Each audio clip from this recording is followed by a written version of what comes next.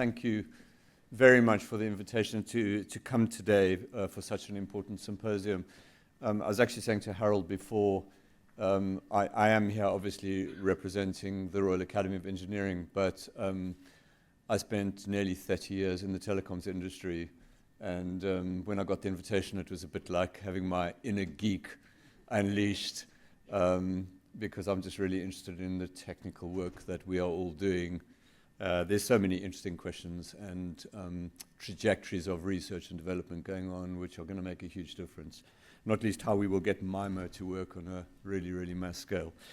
Putting that aside, I just want to echo what Catherine said, because I think what's really fantastic today as well, and I'm particularly grateful to see national academies from the US, India, Canada, and Sweden also represented here, because this is genuinely an international audience and a very, very important piece of international work. So it's a unique global enterprise, and I think if you step right back, we're moving from a patchwork of connected but separate communication systems to a single ecosystem. And bringing that all together and bringing together internet and mobile communications, it's not just housekeeping. It's actually a radical reordering of our information generation and sharing capabilities that's going to have really long-lasting and far-reaching impacts. Quite simply, we are rewiring a planet's nervous system. That's the way to think about it. And we're redesigning the infrastructure where we'll spend much of our private and our professional lives in the fourth and fifth decades of the 21st century. So the responsibilities upon us are pretty enormous as scientists and engineers, but also as agents of cultural, social, and economic change.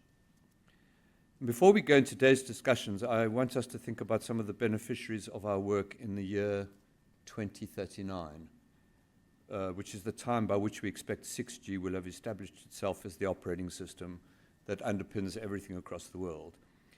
It is also, as it happens, the 600th anniversary of the printing of the Gutenberg Bible, the first global revolution in communication. And yet 2039 is only 14 years away. That's just 1 year further in time from us than the London 2012 Olympics. So children who are entering nursery and reception classes today will be revising for their A-level exams, assuming they still exist, and thinking of their future careers beyond education. So what new jobs and skills will have been created and facilitated by the communication and AI revolution? And what careers will have been hollowed out? And how will growing up as a 6G native with ubiquitous AI influence their understanding of the world and their place in it? Of course, there are a few people in the room today who expect to be in education in 2039. Some of us may even be enjoying a well-deserved retirement. And this is indicative of a broader demographic shift. In the UK, by 2050, it's expected that fully 1/4 of the population will be over 65. How will infrastructure we are building enable the continued contribution of older people to society and to economic growth?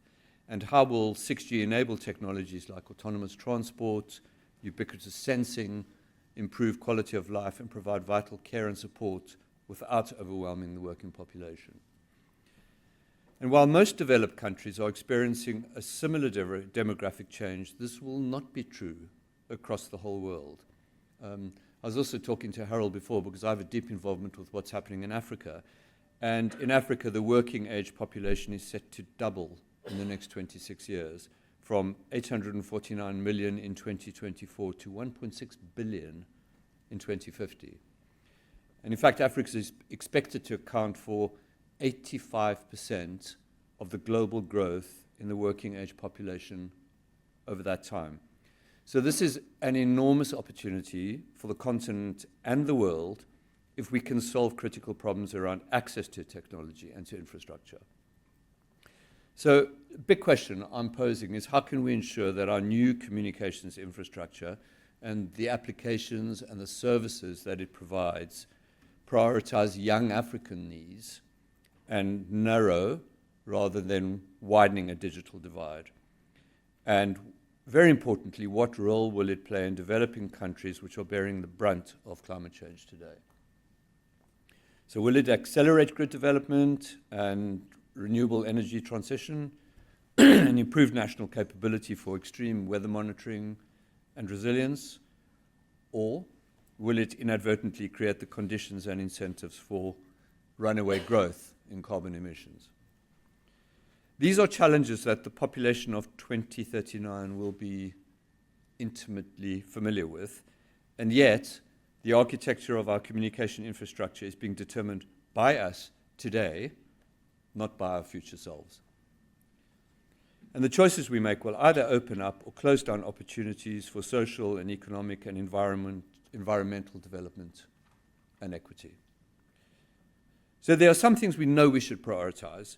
The UK research community has highlighted 3 core values for future communications: safety, sustainability, and inclusion.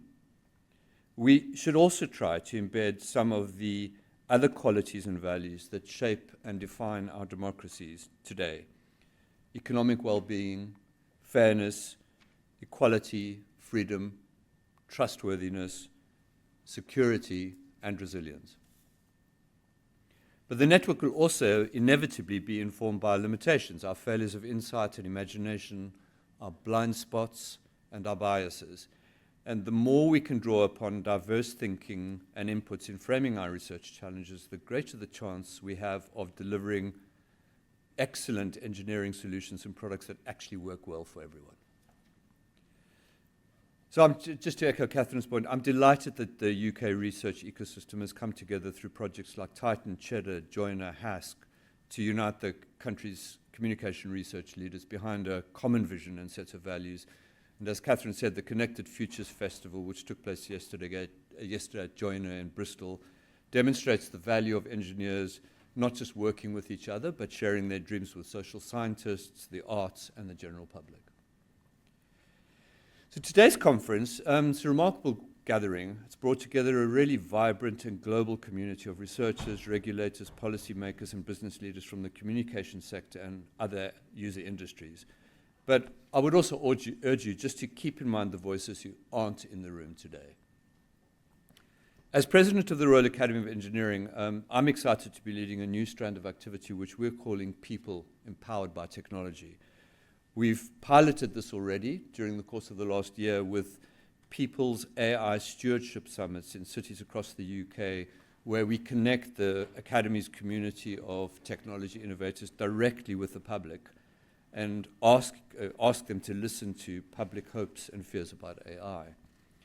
And we're beginning work this year on a program which we're calling Practical AI, where we're working with our extraordinary extensive network, and especially with local communities, on how to effectively deploy emerging AI models. And I can talk more about this in the Q&A, using our platform to catalyze responsible adoption of AI to drive significant economic and social benefit for all. And we think such deep conversations focused on place-based local challenges and impact should be a central element of our work on preparation for 6G as well. And my academy is very, very happy to work with the research community to make those kind of dialogues happen. I want to return to where I began with Gutenberg and the printing press. In 1900, the author Mark Twain was asked to write a piece to celebrate the opening of the Gutenberg Museum in Mainz in Germany.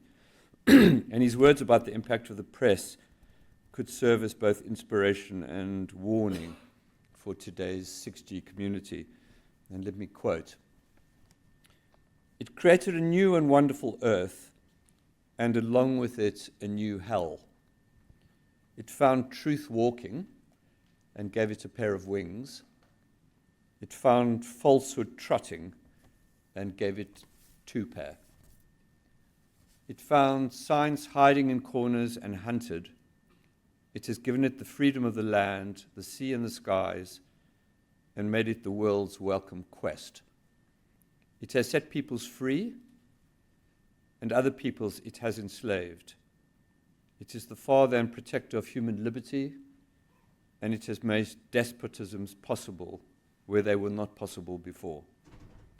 Whatever the world is today, good and bad together, that is what Gutenberg's invention has made it. For from the source is that it has all come. That was written in 1900, in 1900, a long time ago.